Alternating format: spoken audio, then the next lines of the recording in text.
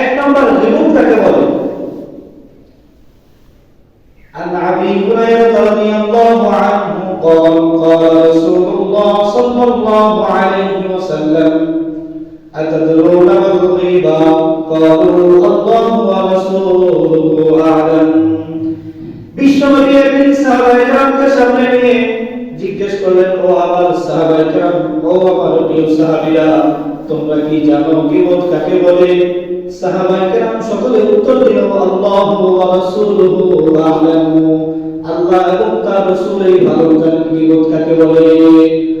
قال رسول الله صلى الله عليه وسلم ذكرك أخاك بما يكره ذكرك أخاك بما يكره বিশ্বনবী বললেন, তুমি তোমার ভাইয়ের ব্যাপারে, তুমি তোমার প্রতিবেশীর ব্যাপারে, তুমি তোমার বন্ধুর ব্যাপারে এমন একটা কথা বললে, এমন একটা আলোচনা করলে, বিমা ইয়াকরাহু, যেটা সে অপছন্দ করে।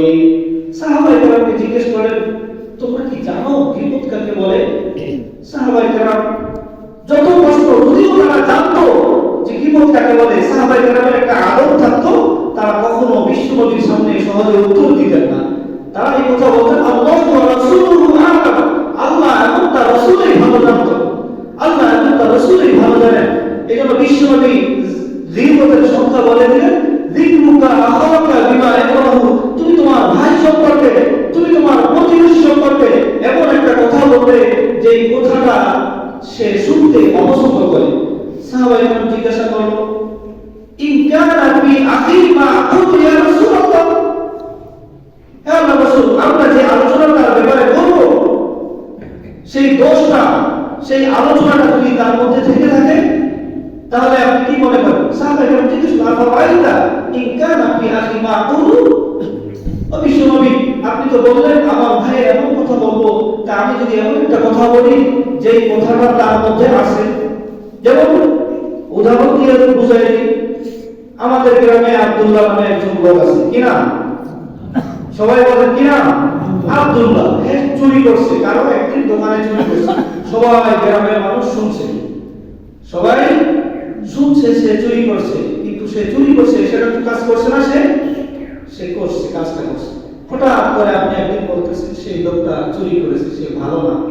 তো এই কথাটা যদি আব্দুল্লাহ তার মনে শুনে, তাহলে তার মনটা খারাপ হবে নাকি খুশি হবে? বলেন সবাই, খারাপ হবে না খুশি হবে? এটা মানুষের ক্ষেত্রে নয়, আপনার আমার ক্ষেত্রে যদি হয়, আমি একটা দোষ করেছি, এই দোষটা যদি কোনো ব্যক্তি করে, আমার কি ভালো লাগবে? নিজেকেও তো খারাপ লাগবে। তো বিশ্বনবী জিজ্ঞেস করলেন, ইয়া রাসূলুল্লাহ, আমরা যে কথাটা বলবো, যে দোষটা, এই দোষটা যদি তার মধ্যে থাকে, তাহলে কি গীবত হবে? قال رسول الله صلى الله عليه وسلم إن كان فيه ما تقول فقد اذكرت وإن لم يكن فقد بهت له। বিশ্বনবী বলেন, তুমি যে কথাটা বলবে, তুমি যে কথাটা তাকে বলবে, সেটা যদি সে করে থাকে তাহলে তো গীবত, আর যদি সে সেটা করে না থাকে তাহলে তো তুমি তাকে মিথ্যা অপবাদ দিলে। তাহলে কি দিলা? অনেক মানুষ বলে এটা তো সে করছে, এটা তো সে কি করছে, এটা বললে সমস্যা কি, সে তো করছে। তো বিশ্বনবী বলেন, যদি ইনকানা ফীহি মা তাকুলু ফাকাদ ইযতামতা ওয়া ইন লাম তাকুনু ফাকাদ বাহামতা লাহু, বলে তুমি সেই দোষটা সে যদি করে থাকে, সেই অপরাধটা যদি সে করে থাকে, তাহলে তো তুমি তার গীবত করবে। আর যদি তার মধ্যে এই গুণটা না থাকে, এই দোষটা না থাকে, তাহলে তো তুমি তাকে মিথ্যা অপবাদ দিলে।